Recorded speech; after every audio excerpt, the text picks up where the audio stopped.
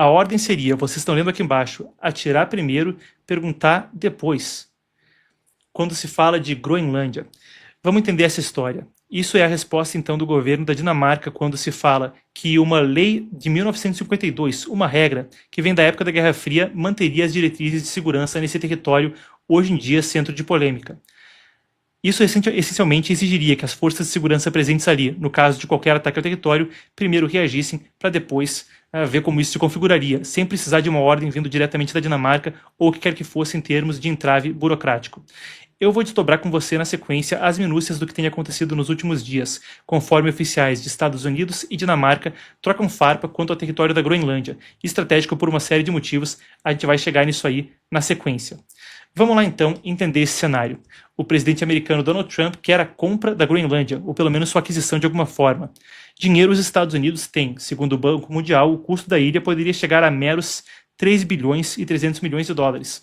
Figura espantosamente pequena e menos de 1% do orçamento federal americano nesse ano. Esse valor não inclui reservas minerais ainda não exploradas, que, claro, poderia disparar conforme se fala sobre terras raras e outros recursos que mais e mais podem ser explorados no Ártico. O problema é que essa ilha, lá no Ártico, então, pertence ao reino da Dinamarca, não está à venda e a maioria da população também diz não querer se tornar americana. Esse tema ganha força mesmo após a captura do ditador Nicolás Maduro, que, se enquanto a gente falava agora há pouco a respeito de Irã, também parece ser outro ponto onde isso repercute.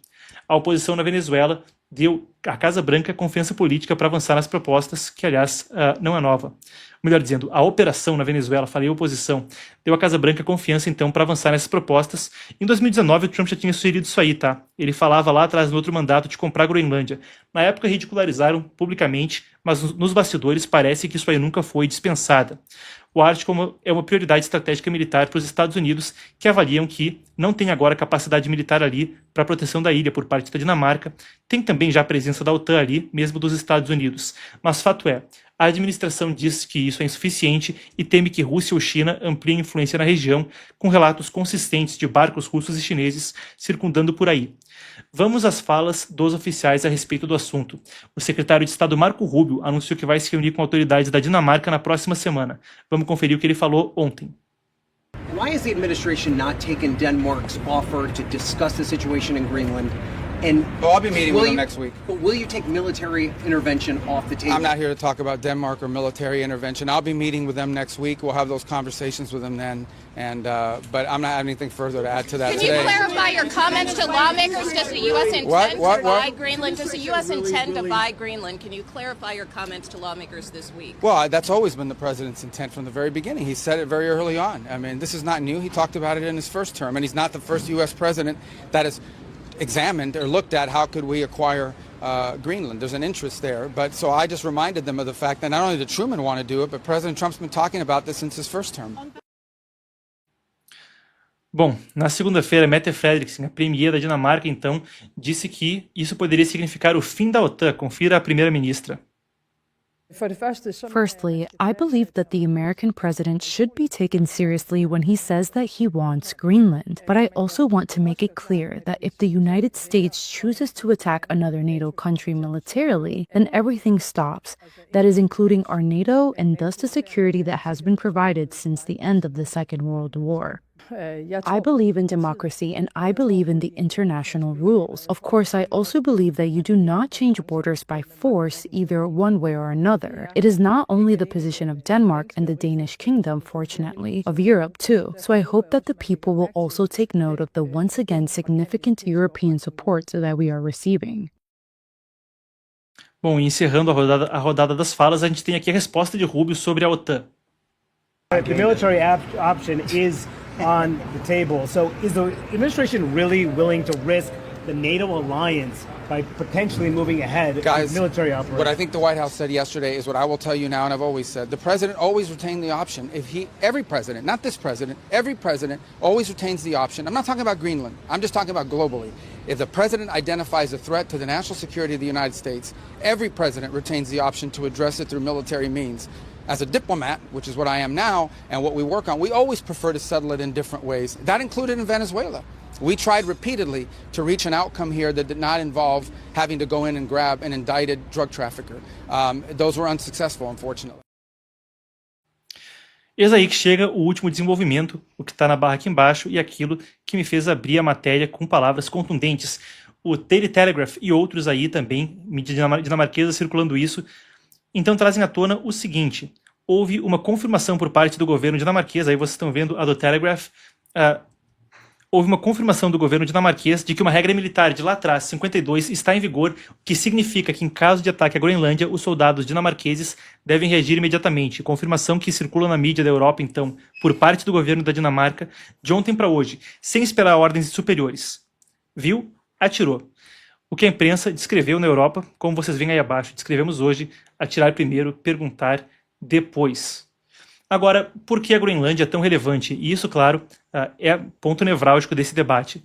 É um mundo muito disputado e não é só uma questão territorial, mas com mais e mais a possibilidade de exploração no Ártico, recursos energéticos, recursos minerais e mesmo rotas estratégicas, porque também existe o debate de que com um progresso da tecnologia e mesmo uma mudança eventualmente climática no Ártico, poder-se-ia navegar, encurtar rotas de navegação, cortar caminho, navegando em volta ali do Mar do Norte.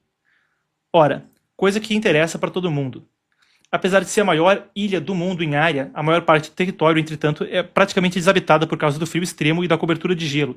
80% da ilha é coberta por gelo. A população é cerca de apenas 56 mil habitantes, a capital é Nuuk, aproximadamente aí 20 mil moradores. Também existe debate sobre a possibilidade de recursos minerais ali, então, é claro que terras raras estão no cerne do debate, quando a gente fala hoje sobre a China ter praticamente um monopólio do refino e 44% das reservas naturais ficarem por ali.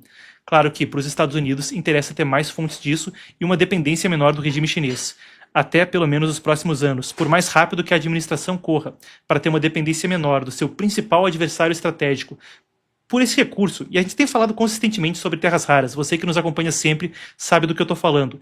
Minerais que estão de tudo aí, desde a fuselagem do caça F-35 até partes do seu iPhone, do seu Android, do que quer que seja. Um recurso necessário para a vida moderna. Isso é parte do porquê é tão estratégico. Localidade, recursos e, claro, mesmo questão de defesa de mísseis, quando se fala de interceptar mísseis que venham voando de China, Rússia, Coreia do Norte, por cima do Ártico, barcos desses países circulando por ali, vocês entendem o contexto. Mas afinal, outro ponto para a gente desdobrar é o que querem os habitantes disso aí. É uma das partes mais delicadas, 56 mil pessoas que ficam meio que no fogo cruzado da diplomacia, por enquanto só da diplomacia. A maioria diz que não quer virar parte dos Estados Unidos nem ser vendida, mas não tem consenso, e vale a pena acrescentar, tá aqui, mesmo antes dessa discussão inteira, antes de Trump, antes desse mandato, antes de falar sobre defesa de mísseis ou terras raras, havia já um debate a respeito da população lá na Groenlândia estar descontente com a posição do Reino da Dinamarca e a sua soberania sobre a região. Questão até de separatista se tornar eventualmente um país. São três correntes principais ali que seguem até o momento, segundo a nossa apuração. Ou fica com o status atual, vai ficar com a Dinamarca, ou vai ficar totalmente independente, difícil economicamente, ou aproximação direta com os Estados Unidos. Sem Copenhague e sem a Dinamarca no meio, essa terceira corrente também tem crescido, até com a oferta americana de investimento, infraestrutura, emprego e proteção militar. Teria também a possibilidade aí de não se tornar parte dos Estados Unidos como um Estado, mas também fazer aí algum outro esquema, por exemplo, o que acontece com algumas ilhas no Pacífico, Palau, Tuvalu, aonde os Estados Unidos têm então a dominância militar, uma espécie de protetorado, mas não chegam a ser formalmente parte dos Estados Unidos. Retêm a própria administração, o próprio governo, mas em termos de segurança dão essa concessão aos Estados Unidos, que tem livre circulação militar por ali. A Groenlândia, no momento, não pode negociar sozinha defesa e soberania. Dinamarca está na jogada. A ilha não é uma colônia, é um território autônomo dentro do Reino da Dinamarca, tem ali um governo próprio, mas a defesa e a política externa ficam com a Dinamarca e, por consequência, com a OTAN. Eu pedi que a nossa apuração trouxesse, a gente tem aqui o líder da oposição, Pele Broberg. Se você estranhou, eu também estranhei. Como é que o líder, o dinamarquês lá, se chama Pelé? Brincadeira, pessoal. Mas voltando para a matéria, ele fala de independência total. Confira então Pele Broberg, líder da oposição lá na Groenlândia. Everybody seems so keen on talking about the annexation from the US as a threat, completely ignoring that we have been annexed by Denmark. And that's why we're trying to get independence as well. So I don't see how the world society is trying to uphold the international rule-based world when they at the same time disregard how Denmark annexed Greenland in the first place. So no, from my point of view, I'm looking for possibilities and options. I'm not looking to make enemy out of the United States, because that's neither to the benefit of NATO, European Union, or the US. So right now, instead of using Greenland as a punching bag between the US and everybody that seem to not like the US, I think people should back off Greenland and say, well, let the Greenlanders talk to the US and let them figure out what they want, instead of saying, why aren't you afraid of the US? Bom, tá aí então feito o registro. A gente acompanha o desdobrar das questões conforme o Marco Rubio deve então estar se reunindo com representantes da Dinamarca na próxima semana ou na outra, conforme disse ele.